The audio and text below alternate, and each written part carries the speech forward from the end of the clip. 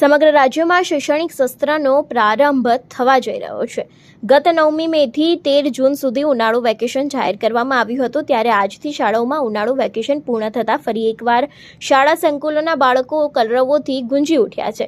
આજથી નવા શૈક્ષણિક સત્રનો પ્રારંભ થવા જઈ રહ્યો છે, ત્યારે ભાવનગર જિલ્લામાં સરકારી સહિત ખાનગી શાળામાં વેકેશન પૂર્ણ કરવામાં આવ્યું છે અને નવા સત્રનો અભ્યાસનો પ્રારંભ થઈ રહ્યો છે। ત્યારે શાળાઓમાં બાળકોના કલરવોથી ગુંજી ઉઠ્યા હતા, એટલે કે લાંબુ વેકેશન માળીને હવે બાળકો શાળા શરૂ થતાં શૈક્ષણિક પ્રવૃત્તિઓમાં પૂરવાઈ જશે।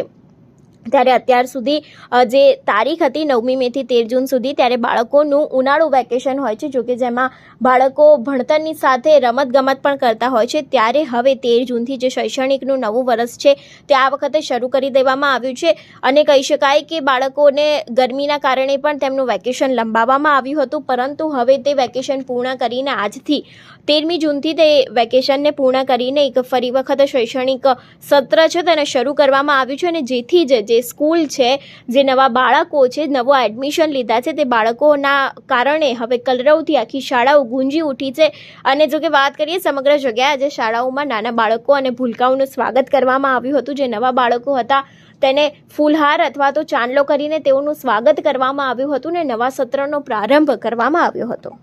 જૂન 2024થી આજ રોજ તારીખ 13ના નવા સત્રની શરૂઆત આજથી થઈ રહી છે। આજે જ ઘણા બધા બાળકો શાળાઓમાં આવી ગયા છે અને શાળાઓ છે એ બાળકોની કિકિયારીઓથી ખીલી ઉઠી છે અને બાળકોના કોલાહલથી શાળાઓ જે સૂની હતી એ આજથી ફરી પૂર્વવત બાળકોના નાદ સાથે ગુંજી રહી છે અને આજથી જ આ બાળકો છે એ શાળામાં ઘણા બધા બાળકો હાજર છે અને નવા સત્રની શરૂઆત ખૂબ સુખરૂપ થઈ રહી છે। એટલે નવા સત્રની સૌ બાળકોને ખૂબ ખૂબ શુભકામનાઓ।